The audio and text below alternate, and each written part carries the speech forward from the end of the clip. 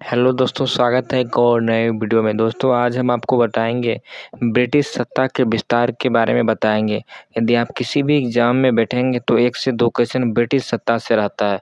तो चलिए question number 1 से आंसर बताइए। क्वेश्चन नंबर 1 में है, भारत का प्रथम गवर्नर जनरल व वायसराय कौन था? जो कि एसएससी सीजीएल 2002 और एसएससी सीएचएसएल 2013 का क्वेश्चन है। भारत का प्रथम गवर्नर जनरल व वायसराय कौन था? तो इसका राइट आंसर हो जाएगा लॉर्ड कैनिंग हो जाएगा। चलिए क्वेश्चन नंबर 2 का आंसर बताइए। 2 में है, किस सिख गुरु ने फारसी में जफरनामा लिखा था? किस सिख गुरु ने फारसी में जफरनामा लिखा था? तो 2 का राइट आंसर बी हो जाएगा, गुरु गोविंद सिंह हो जाएगा। चलिए क्वेश्चन नंबर 3 का आंसर बताइए। क्वेश्चन नंबर 3 में, आदि ग्रंथ किसने संकलित किया था? आदि ग्रंथ किसने संकलित किया था? तो इसका राइट आंसर है गुरु अर्जुन देव हो जाएगा, गुरु अर्जुन देव हो जाएगा। चलिए क्वेश्चन नंबर 4 का आंसर बताइए।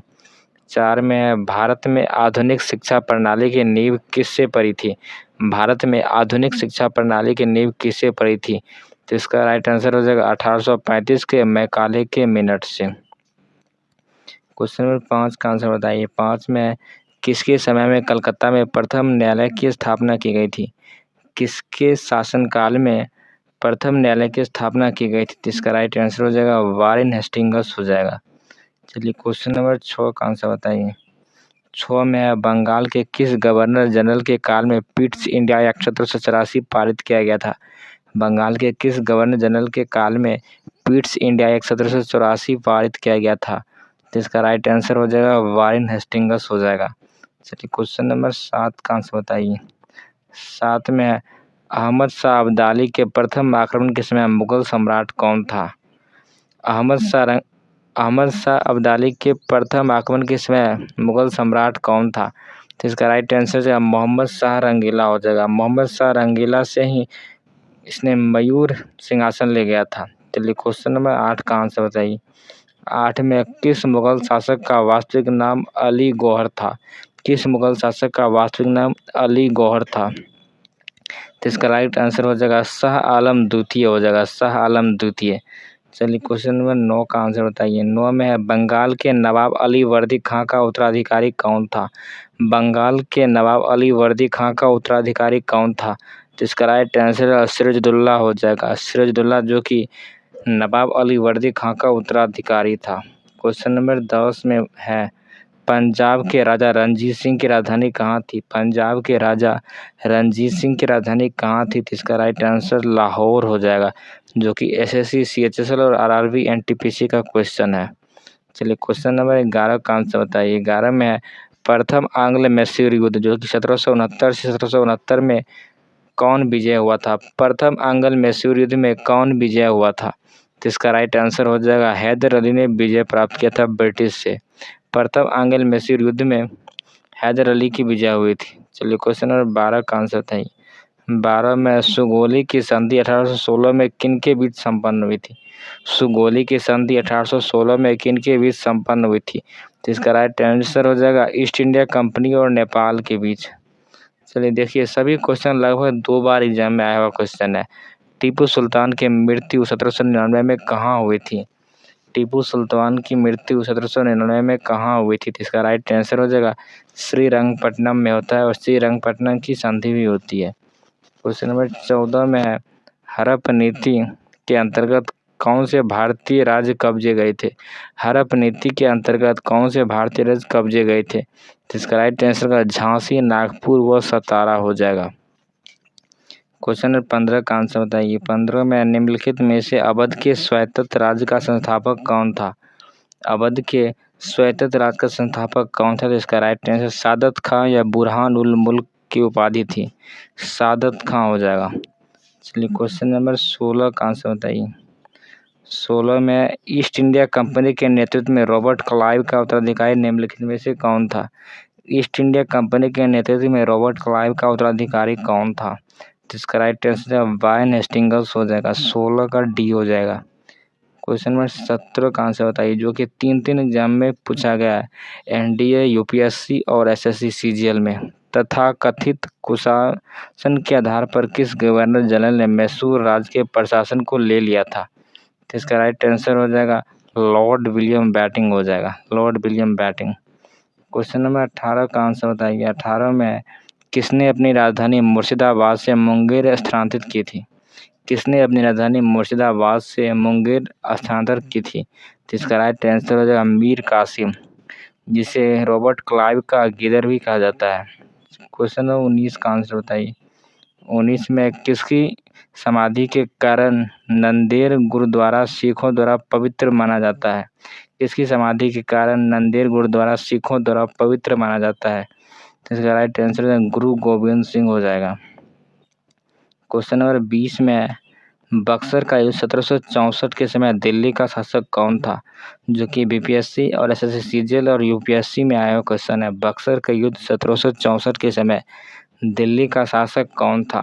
जिसका राइट आंसर हो जाएगा शाह आलम द्वितीय हो जाएगा। बक्सर के युद्ध के समय शाह आलम द्वितीय था।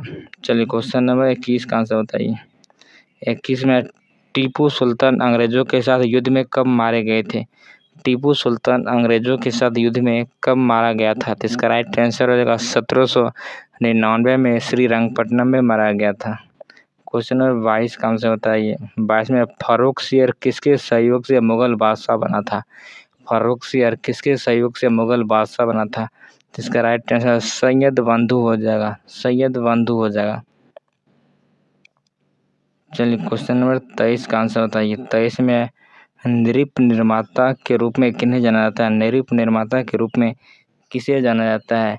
तो इसका राइट आंसर हो जाएगा सैयद बंधु हो जाएगा। चलिए क्वेश्चन नंबर 24 का आंसर बताइए। 24 में किसने ग्रामीण जाटों को एक सैनिक शक्ति के रूप में संगठित किया था? किसने ग्रामीण जाटों को एक सैनिक शक्ति के रूप में संगठित किया था? जिसका राइट आंसर हो जाएगा चुरामान हो जाएगा या चुरामानी हो जाएगा। चलिए क्वेश्चन नंबर 25 का आंसर बताइए। 25 में किसने मुर्शिदाबाद की स्थापना की था? उससे ढाका के स्थान पर बंगाल की राजधानी बनाई थी? किसने मुर्शिदाबाद की स्थापना की था? उससे ढाका के स्थान पर बंगाल की राजधानी बनाई थी? तो इसका राइट आंसर है मुर्शिद कुली जाफर खां हो जाएगा।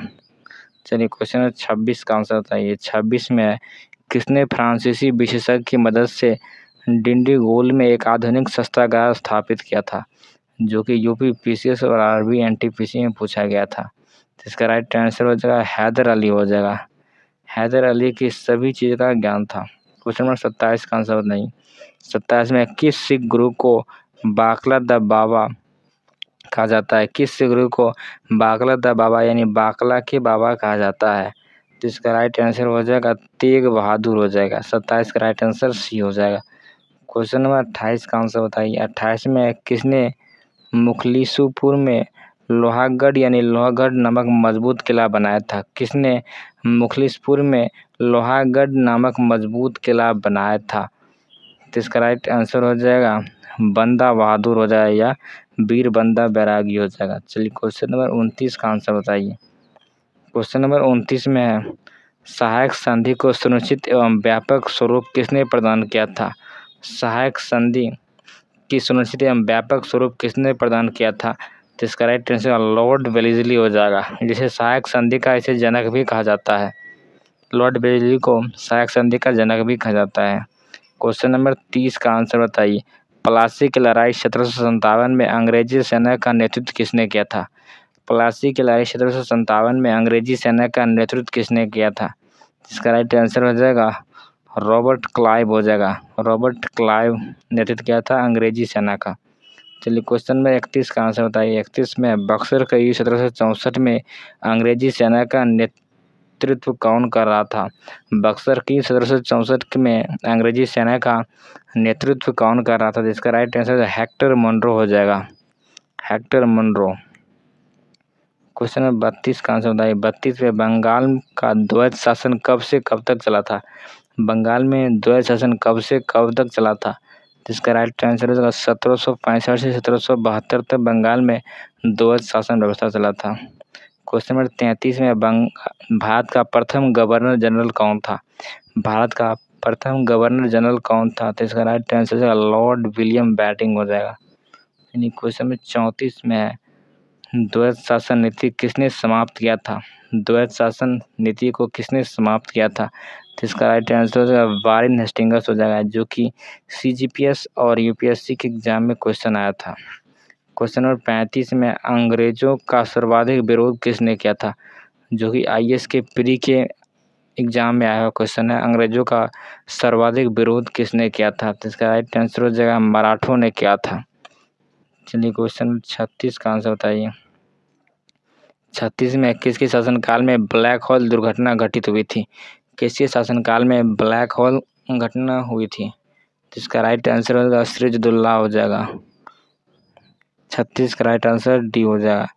37 में सिखों के अंतिम गुरु कौन थे, सिखों के अंतिम गुरु कौन थे, तो इसका राइट आंसर गुरु गोविंद सिंह हो जाएगा। सिखों के अंतिम गुरु गुरु गोविंद सिंह हो जाएगा, जो कि 10वें नंबर पर था।